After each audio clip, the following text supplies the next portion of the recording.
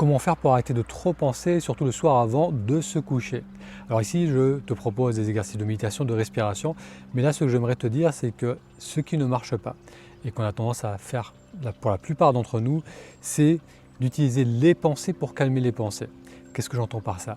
Lorsqu'on a des pensées qui génèrent des inquiétudes, du stress, de l'anxiété, des pensées par rapport à ce qui a pu se passer, par rapport à des événements à venir, ce qu'on a tendance à faire, malgré soi, d'une manière automatique, impulsive, c'est d'amener d'autres pensées. C'est d'essayer de trouver des solutions, c'est d'essayer de revoir mentalement une situation et de se dire si j'aurais agi différemment.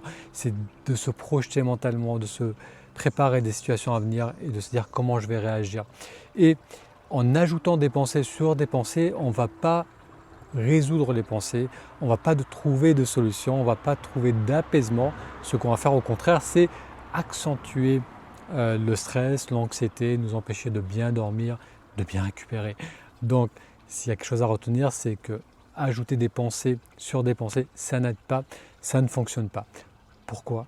Parce que bien souvent, ces pensées sont des pensées impulsives, ça va dans tous les sens et surtout, ça n'amène pas d'action concrète.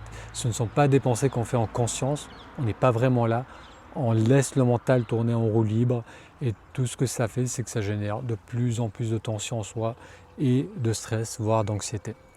Donc, à chaque fois que tu bascules dans trop de stress, juste observe ce mécanisme et observe comment le fait d'ajouter des pensées, de rechercher des solutions, ça augmente le stress plutôt que de l'apaiser. Est-ce que toi, tu as pu observer ce phénomène, cette tendance à vouloir trouver des solutions mentales, surtout le soir avant de se coucher, on part dans tous les sens? Est-ce que tu en as fait l'expérience? Mets un petit commentaire et on explorera dans la prochaine vidéo comment justement diminuer les pensées.